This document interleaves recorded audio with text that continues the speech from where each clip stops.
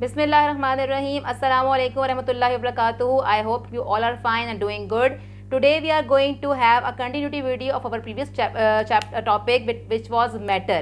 हम मैटर के बारे में पढ़ रहे थे बच्चों. हम पढ़ रहे थे कि मैटर क्या होता है. हमने कहा था कि anything which has some weight और which occupies some space we call it as matter. ठीक है, वो मैटर है.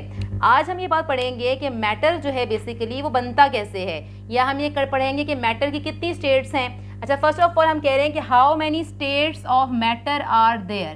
तो आई होप सो कि as you are in grade 6 तो you all people know it very well that there are 3 states of matter. First is solid, second is liquid and the third one is gas. ठीक है, these are the 3 states of matter. अब आज हमने ये बात पढ़नी है कि अगर हम किसी भी मैटर को कंसिडर कर रहे हैं कि as it is a liquid और इट इज़ अ सॉलिड और इट इज़ अ गैस, तो ये हम कैसे कंसिडर करेंगे, कि कैसे हम इस बात को आइडेंटिफाई करेंगे कि ये पर्टिकुलर मैटर जो है ये सॉलिड है. तो इसके लिए हमें सबसे पहले ये देखना होगा कि what is the particle arrangement in that particular state of the matter, कि उसके अंदर पार्टिकल्स की अरेंजमेंट कैसी है.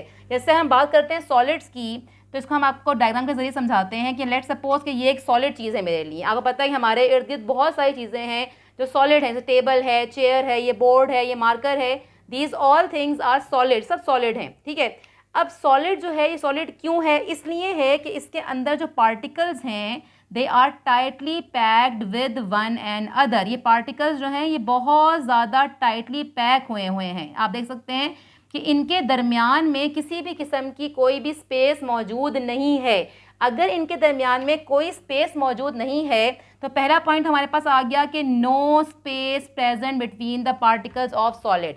अगला पार्ट हमारे पास क्या आ गया कि अगर कोई स्पेस नहीं है तो इसका मतलब ये है कि इनके दरमियान में जो फोर्सेस ऑफ अट्रैक्शन होंगी वो बहुत ज़्यादा स्ट्रॉन्ग होंगी.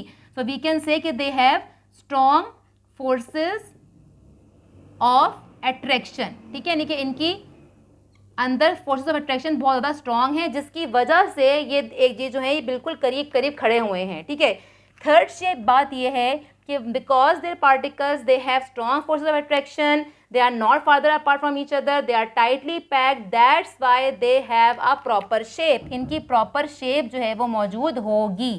ठीक है, अच्छा, ये 3 चीज़ें अगर हम आइडेंटिफाई करते हैं किसी भी चीज़ के अंदर तो इसका मतलब ये है कि इसको हम कैटेगराइज कर सकते हैं एज अ सॉलिड सब्सटेंस. ठीक है, अब अगर हम कहते हैं कि ये चीज़ जो है ये सॉलिड हो गई है, दूसरी बात ये कि इसके पार्टिकल्स जो हैं इनके पास although there is no space to move about, कोई स्पेस नहीं है मूव करने के लिए, लेकिन but still they can vibrate, वो वाइब्रेट कर सकते हैं. By standing on their mean position they are able to vibrate, यानी कि मूव नहीं करेंगे लेकिन वाइब्रेशन इसके अंदर जो है वो मौजूद रहेंगी. ठीक है, तो ये हमारे पास अगला पॉइंट आ गया कि they are able to vibrate while standing on their main position. ठीक है, यानी कि अब अगली बात यह है कि क्योंकि सॉलिड है, पार्टिकल्स करीब करीब अटैच हैं, तो that's why you can say that solids they are not able to be compressed.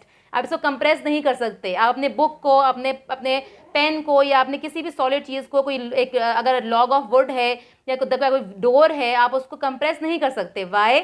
because these are the particles are tightly packed, that's why we are not able to compress solid particles. ठीक है, हम solid को compress नहीं कर सकते. I hope कि solids क्या होते हैं, क्यों हम कहते हैं कोई भी चीज़ सॉलिड है, ये आपको समझ में आ गया होगा. Our next thing is liquid.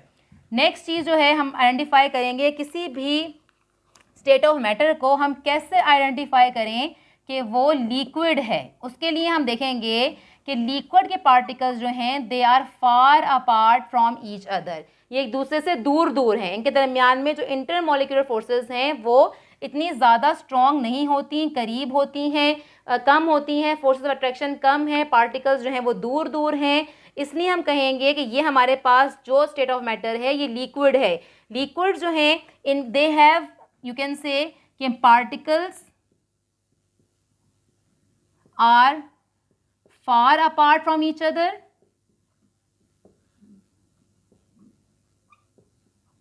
First point हमारे पास ये हो गया. Second point is there are weak forces of attraction.